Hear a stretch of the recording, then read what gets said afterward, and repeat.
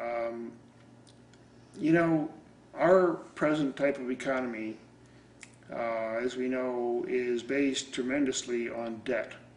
And whatever the good or bad about that, or evil or whatever, we love debt. Seems like people just love to buy today and pay tomorrow, and pay 3 times as much tomorrow. And we've all gotten into that. Now,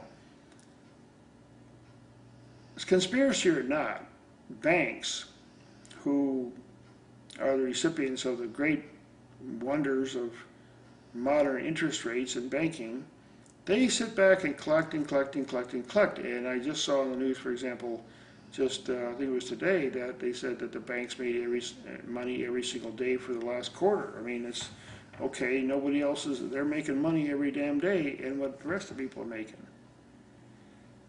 And how do you fight something like that? Now, they have a lot of power in government and so on. Now, one of the ways to just fight that is, as much as possible, pay cash. Don't get involved in debt. Don't buy now and pay 3 times tomorrow.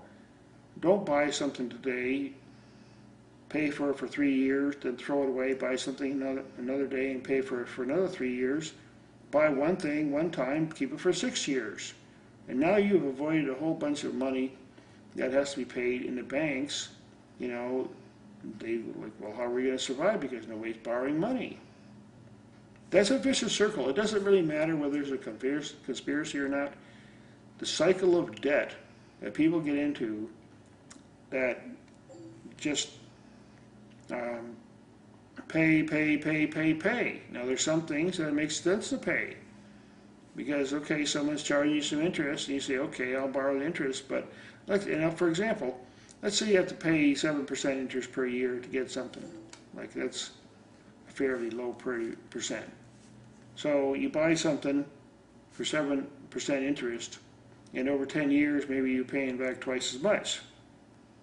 So you're paying some interest. Now, if you take that, let's say it's a machine or something, equipment or something, and you start making money hand over fist with that thing, hey, give them their 7%, you're making money all the time. So you buy some equipment, and then you have a tool, and once you finish paying for it, you pay cash, hopefully, and then, let's say you pay for it over time, and you pay for it for 3 years, and then now you own it. You buy something that'll last a lot longer than the term of the loan.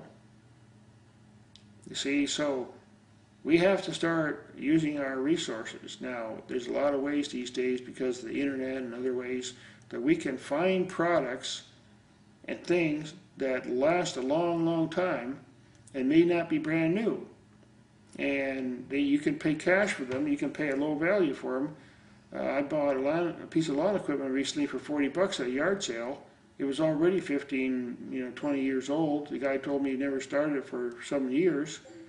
I cleaned it up, changed the oil, and cleaned out a bit, and then it started right up, and now I've already done all kinds of work with that thing. And I'll never have to pay any debt or Lowe's or any of those big corporations. I don't have to pay any money to them, and I'll have this thing for a while. So, in terms of economy, I really believe that we have to start treating the income that we have. If you don't have a lot of money, you can find ways to use less and still live a decent lifestyle and save things from the dump. I mean, for example, phones. You can buy a phone down at a store, and they make a whole bunch of new ones every damn year in China or something. You buy a phone that works, and you just keep it for a long, long time. I mean, they have a built-in system where basically they tell you, okay, we're now on a different frequency, and your old phones, we need the new frequency, and so on. So, I mean, a phone is a phone. I mean, there's a lot. You get a cheap phone somewhere, you can buy it at a yard sale for $2, and next thing you know, you're out of that loop of borrowing money. And then you can use your money for tools and equipment and education. Now, that's just a little bit about the economy, and I'm going to be talking more about it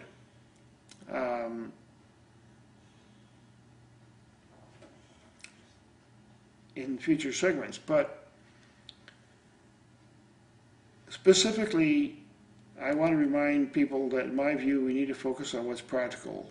infrastructure can collapse. We can't assume an endless growth, endless production of materials. I mean, you can't assume that because there are limits. That's one thing that we have to understand as human beings. We have limits in the time that we're on this planet.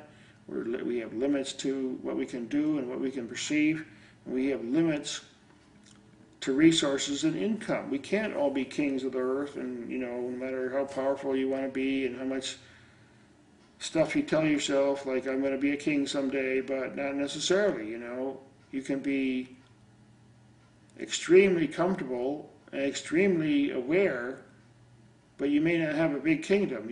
You might be living in a small place, but you might be very, very content there and healthy. So I'm going to talk in some of the future segments about the political wrangling that's going on and how I believe that, like I said, the tree just drops a limb here and there. There's a lot of people in the world today that have tasted the freedom of being alive, just being able to get up in the morning and decide what they want to do with a fairly minimal amount of interference from government or religion or anything else. And because of that, there's a great hope for the future, because people say, well, look, I really like being able to make my own decisions and govern my existence and meet other people and be fulfilled. And people like that have a lot of power. They have a power of deciding where they spend their money, what they do, how they communicate, and the resources that they accumulate. So I'm going to have to pause shortly here to go on to the next segment, and I'll see you then.